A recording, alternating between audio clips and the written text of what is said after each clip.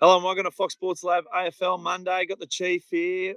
Another round of upsets. We're not even going to go near the tips. We're just going to get straight into the premiership market because Collingwood, our beloved Hawks, did the job and did it well. Now, Chief, I've got to ask you, Daicos, we know 6 weeks, and then Murphy 3 weeks. It's hurt them, but Hawthorn pulled them apart. Now they're 250 for the premiership. Do you still sit with Collingwood as the flag favourites or a little bit shaky at the moment?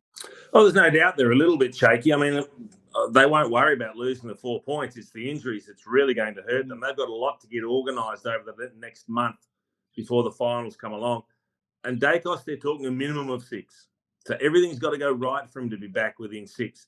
Murphy's a massive loss down back as well. Take him. I mean, he's been playing such a good role, basically playing on the key forward and allowing Darcy Moore to pick and choose his opponents. So they're going to have to do some reshuffling. They're not playing great footy at the moment. We've seen Carlton touch them up big time and then Hawthorn really get a hold of them. That's unusual for Collingwood. So a lot of work for them to do to get back at the top of the heap, I think. And they said it was the untaggable. You can't tag him, but Finn McGuinness, once again, just play your role. Just do your job. He's the new glove. Finn McGuinness. He is the new glove. Does a great job, yeah. He did. So based on that, though, they were beaten on every area. You can talk about injuries, but in the last couple of weeks, been beaten through centre clearances, been scored against, time in forward half. So all the numbers are going south in terms of Collingwood. Are you worried in any way of the way they're playing outside of their injuries? Yeah, look, there's no doubt that their form has tapered. I think that's clear. But I think good teams and most teams go through cycles throughout the course of the season. It's just that at this stage of the season, you want to be on that upslant, not on the downslope that Collingwood's on at the moment. So that's why I said they've got a lot to tinker with over the next month or so. All right, if they're the Collywobbles at the moment, let's talk about the Power because they were second on the ladder, dropped to 4th. The Power's off, let's be honest. Yeah. So I don't know where to with Port right now because on that 13 run where they were just incredible and now they've lost 4 in a row. So this is danger time for them, isn't it?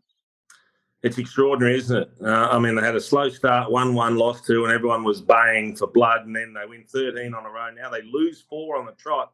Yeah. You don't know where the next win's coming from. I know they get back home this week, which will be a relief to them, but they're not playing great footy either. They've got what we are seeing with Port Adelaide, Digo, is I think their best team's a really good team, but there's not a lot of depth. So once they lose a few players and look, we saw the 2 that had to go into concussion protocol. They had another couple of laid outs. They've got a few players that are sort of just held together at the moment. So I think they're very much in the same boat as Collingwood. They've got to, get their list right and find their best form again because a few players have tapered off and they do look very, very dodgy down back.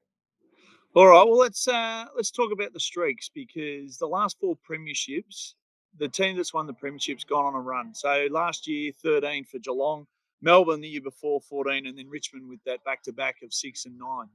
We look at Carlton now. Let's get on Carlton because I was on them from the start. You knew that was coming.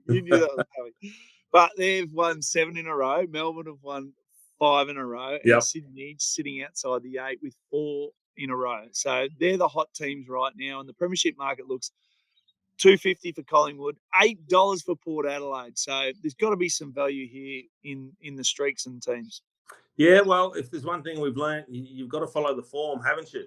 And when you get on a win streak, it's pretty handy if you can do it at this time of year. Now, Carlton's on a long one. Can they keep it going? They looked very, very ordinary in the first half against St Kilda, but they eventually got their game going and did enough to get over the Saints. Would they have beaten a good team on the day? I'm not sure about that. Melbourne's probably the one that's in genuinely peak form, even though they had a slow start against North. It's a funny old trip down to Hobart, and they got it done in the end. They got over the top of North Melbourne, pretty much controlled it in the second half. So they're the ones that are probably really putting their hand up. And outside of those teams in the 8, Sydney's the one making the charge. That was a big win on the weekend over the Giants at the Giants' home ground. So Sydney finding a way to string wins together. And let's talk about premiership market. So Daicos has drifted out now. He's $5 after being $2. Brownlow market. Brownlow market. But $5, he was $2 weeks ago and just unbeatable. Now he's out with injury. The Bont's just gone straight to favouritism. He's now the $2 favourite. Bont, believe it or not, gets Finn McGuinness this week after he's 35-3. Yeah. So can Finn do it again? Well, it's interesting, and that will have an effect on the Brownlow when you come up against a gun tagger and what you can do. Look, I'm positive that halfway through the season, Nick Daicos is going to be a mile in front. But the last month, his form's tapered a little bit. He's had some injury hang-ups, and now we know he's not going to poll again. So the votes are really going to dry up for him. And the Bont has been charging. No doubt 3 votes again on the weekend, but his form over the last month's been outstanding. He's had a strong year all around. So he is going to come hard, and he's probably a deserved favourite now. But you're right. Will he be in the votes on the weekend if he gets heavily tagged by Finn McGuinness, who's proving himself a very, very good stopper? So that's going to be an interesting challenge for the Bont. And I wouldn't be ruling out Petrarca from Melbourne either, because remember that there's been no Clayton Oliver for quite a long time. Who's the one that stands out? It's Christian Petrarca. Yeah, that's right. Let's talk about the stumbles from the weekend. So St Kilda sitting in 7th position, like, they feel like they've stumbled after round 4, but still in the 8. I don't know how. And then the Giants were on that run of 7, missed on the weekend with Sydney. But they're vulnerable at the moment because they sit in 7 and 8. But hot on their heels is Geelong, Sydney, and then Adelaide. Even Essendon still in contention. They're only a game outside. Yeah, the Giants I can excuse. Beaten by a team in form. It was a tight game. They had been in very, very good form leading up to that. St Kilda, you're right. How on earth are they still in the 8? I don't understand how they're still in the 8. The Giants, they probably deserve to be there, but you're right. So it now comes down to all these critical games. And the great thing is a lot of these teams are playing each other over the next few weeks. We've got some big games coming up this week that also will decide who jumps in and who jumps out. But one more slip from St Kilda, one more slip, and they are done. They are gone. Okay, I want to talk about the Coleman Medal, and you are the only man that can talk about this.